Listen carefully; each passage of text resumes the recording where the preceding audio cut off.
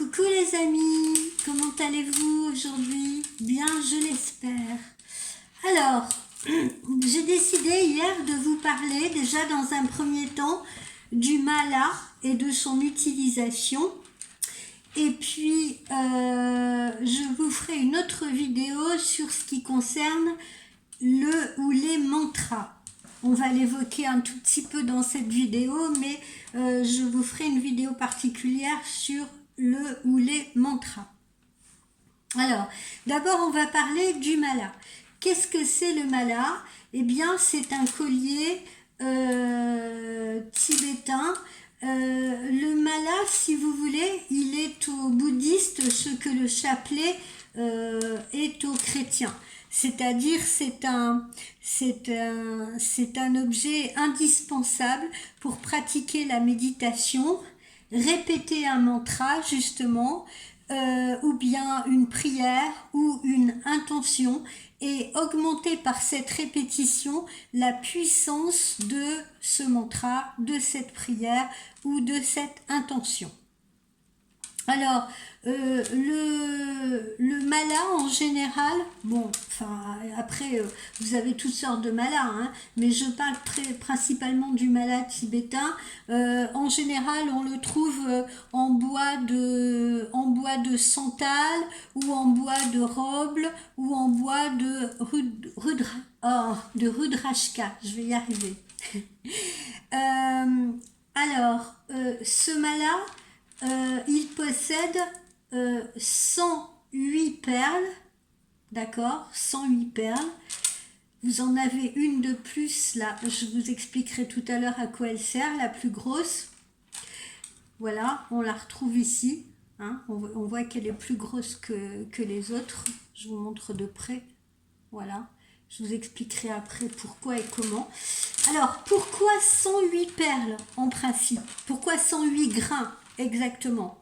Eh bien, je vais vous expliquer pourquoi. Parce que, en principe, une personne respire 21 600 fois par jour. Divisé en deux, ça nous représente donc 10 800 fois le jour et 10 800 fois la nuit, d'accord?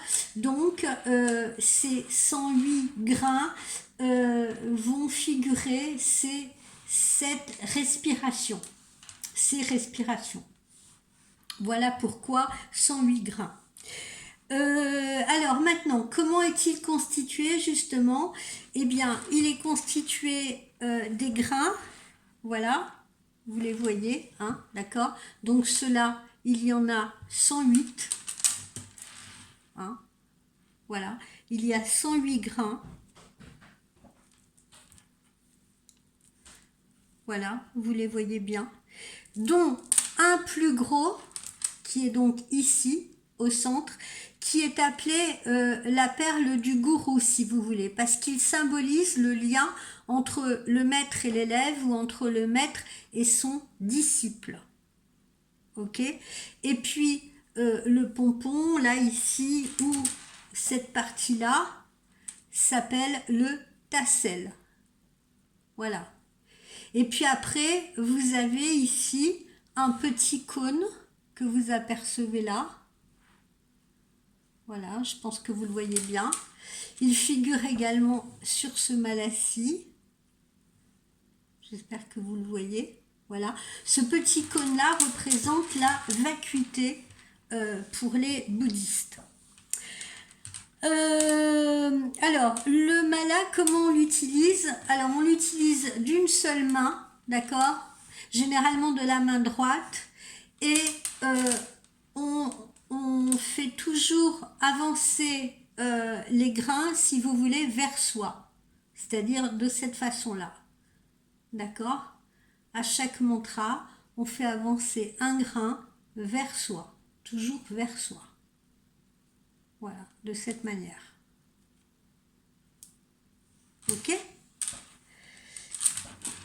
Alors, comment le porte-t-on? Bien, on le porte en collier autour de son cou, ou on peut le porter, comme je l'avais hier, plusieurs fois enroulé autour de son poignet. Généralement, les bouddhistes ne s'en séparent pas. Voilà, parce que les malas servent à la méditation, on peut être amené à méditer à n'importe quel moment de la journée, donc il faut toujours l'avoir sur soi. Certains le portent également pour la protection. Donc autour du cou ou autour du poignet. Alors, les mantras. Bon, alors je vous dis, j'évoque très rapidement les mantras aujourd'hui, d'accord ? J'évoque rapidement le mantra aujourd'hui, mais demain je vous expliquerai exactement ce que sont les mantras et puis vous donner des exemples de mantras.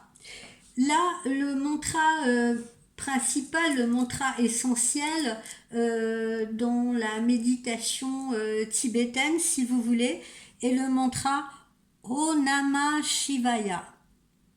Voilà, c'est-à-dire qu'on va égrener notre mala de cette façon, et à chaque fois qu'on va égrener, on peut psalmodier, chanter si vous voulez, Om Namah Shivaya, Om Namah Shivaya, Om Namah Shivaya, Om Namah Shivaya, Om Namah Shivaya, mais on peut également murmurer ce mantra, ou on peut également simplement le prononcer dans sa tête. D'accord ? Donc plusieurs façons de procéder. Le répéter dans son esprit, le psalmodier, le chanter, ou bien le chuchoter. Et en fait, ce mantra, cette répétition, si vous préférez, s'appelle le japa, ou la méditation du japa.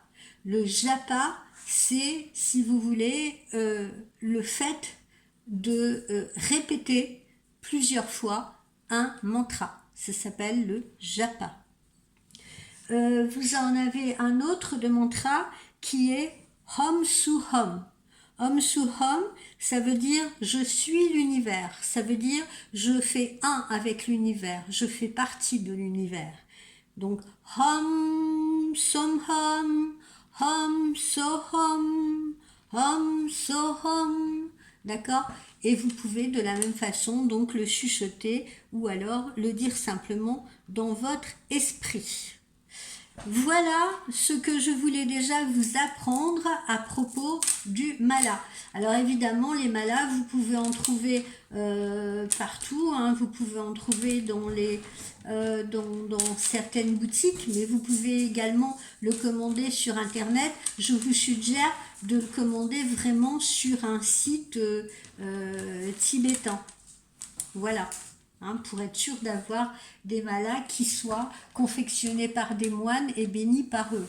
Voilà, moi les miens me viennent de mon jeune maître Shen Yili que j'ai rencontré lors d'une démonstration d'arts martiaux, si vous voulez, sur le Paradou. Le Paradou, c'est un petit village qui se trouve près de Saint-Rémy de Provence, voilà.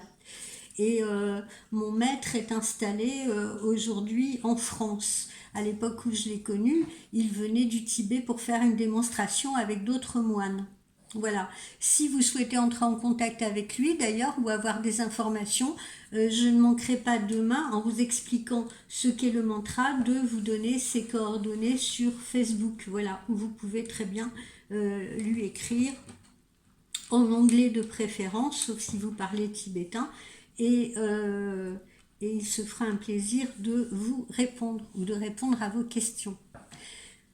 Voilà, alors qu'est-ce qu'on a au programme? Qu'est-ce que je vais vous proposer?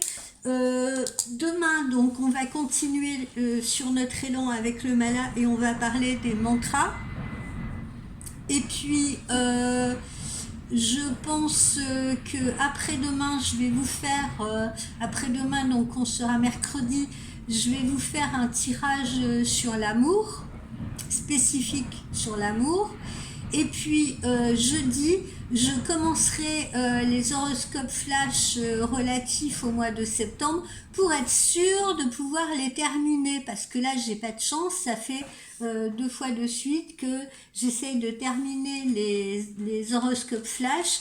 Et bon, la première fois c'était des problèmes techniques dus à ma box et le mois dernier, ben, malheureusement ça a été un problème de santé qui m'a empêché de terminer. J'aurais pu la terminer et vous faire aujourd'hui les 4 signes restants ou les 5 signes restants, mais arrivé en fin de mois ça n'a aucun espèce d'intérêt. Donc c'est pour ça que je vais m'y prendre beaucoup plus tôt et jeudi on démarrera les horoscopes flash.